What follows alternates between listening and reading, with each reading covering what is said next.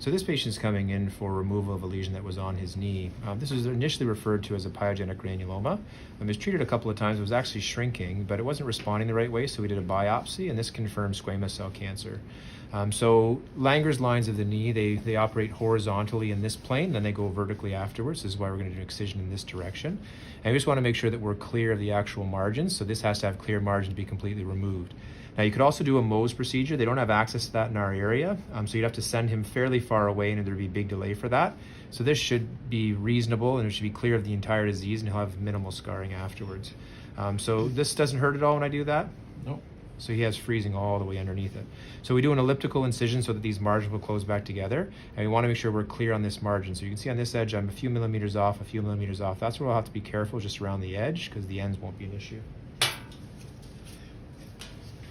So this is our number 15 blade here.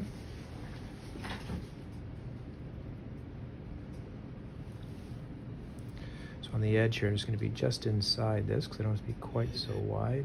And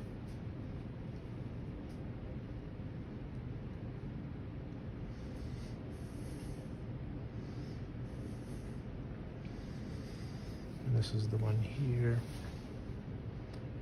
Here's what I need, making sure I catch that edge.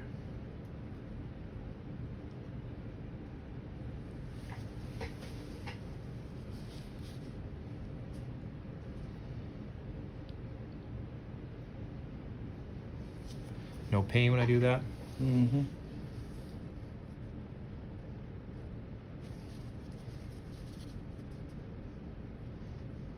So here we want to be going down to the hypodermis. So as soon as we're through the dermis, that's when it opens up a little bit more, because the dermis is the strength layer of the skin.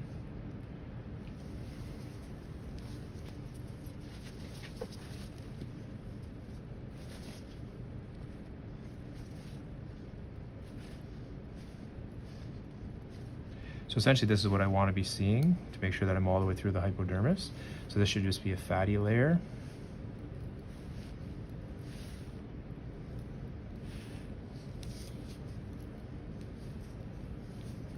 Just have that for me, please. And now obviously right behind the lesion, we want to make sure that there's no adhesions or depth to this whatsoever.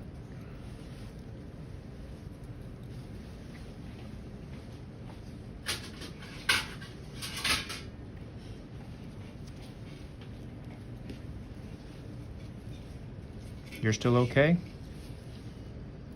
So far. That's good.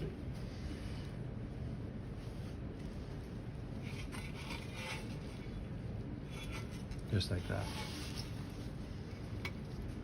So you can see the margins here look pretty good. That looks clean on this edge, and so does that one. So we'll send that off for pathology. I'm gonna do it. Need internal stitches for sure? Yeah. Mm-hmm. Can I have the bifurcator, please? Sure.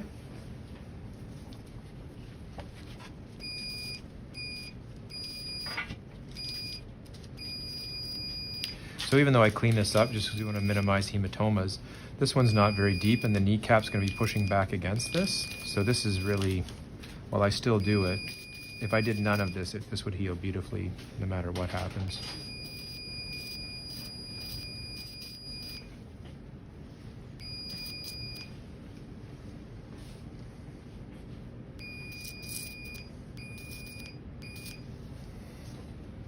Do you want to grab me one thing of saline, Rada? Mm-hmm.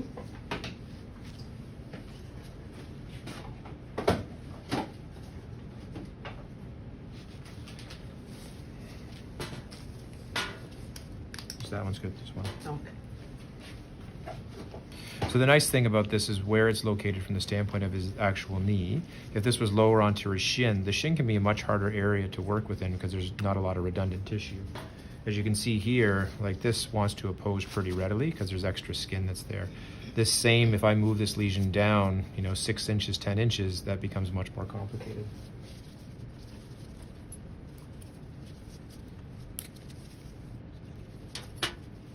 So this is our chromic gut, that's a dissolvable stitch.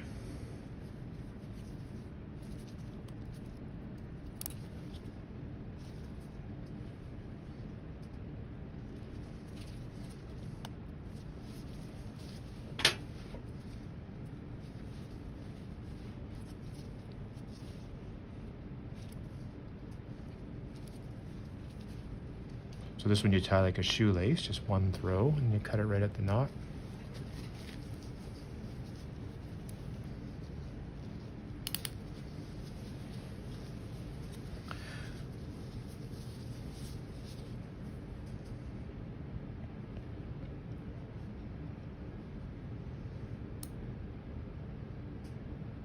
So in this one here, I would always put dermal stitches in as well, because even if this would actually close okay if I put just superficial stitches in.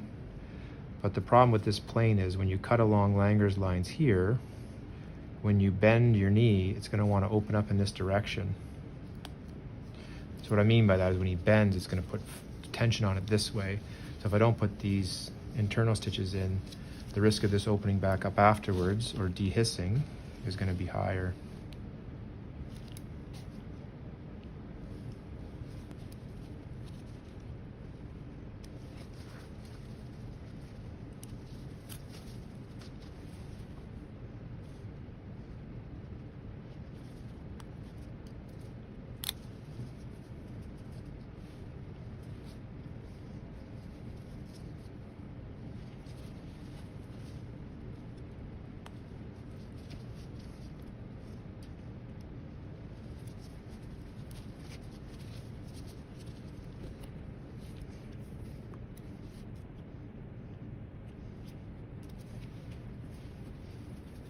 So now that'll provide strength as this heals.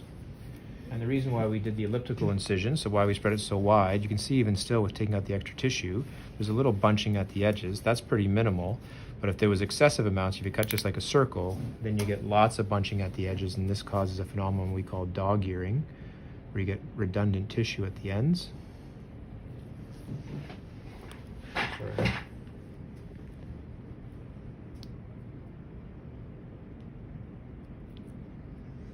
And that doesn't heal well from a cosmetic perspective. Dab that, please.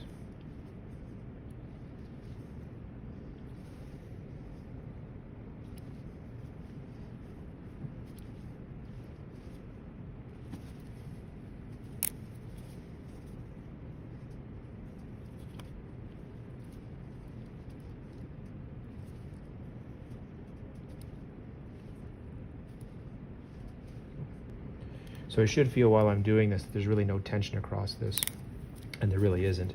In fact, if this was something that was on his face for cosmetic reasons, and because there's less tension, when your dermal stitches or your subcuticular stitch brings it together this nicely, you might just do nothing other than steri stripping over top of it. But again, because it's an area that bends a lot, I would never do just that for the kneecap.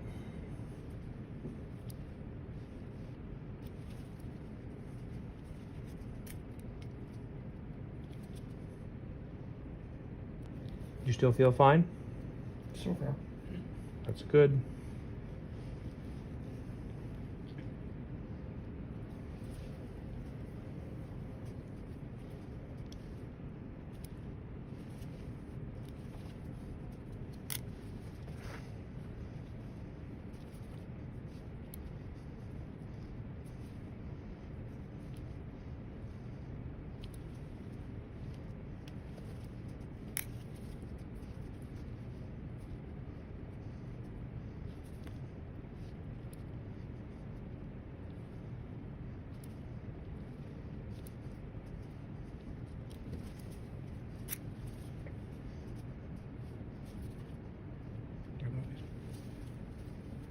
Thank you.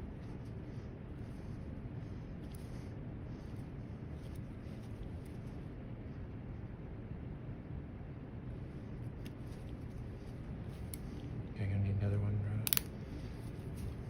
I'm gonna need another. Yeah. Yeah.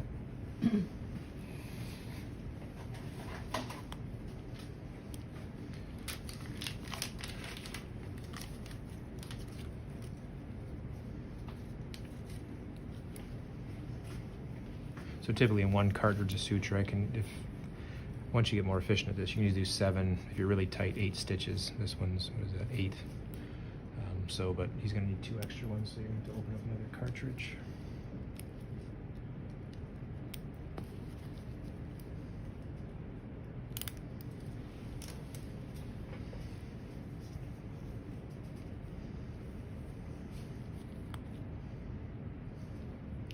And just to slow this down again, so this is our V here, we do 3 loops.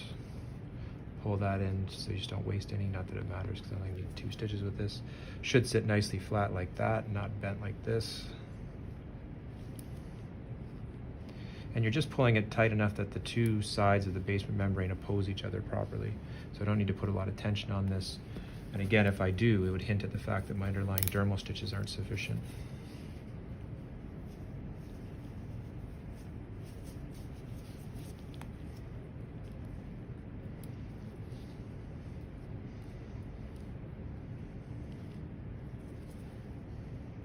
Stab that for me.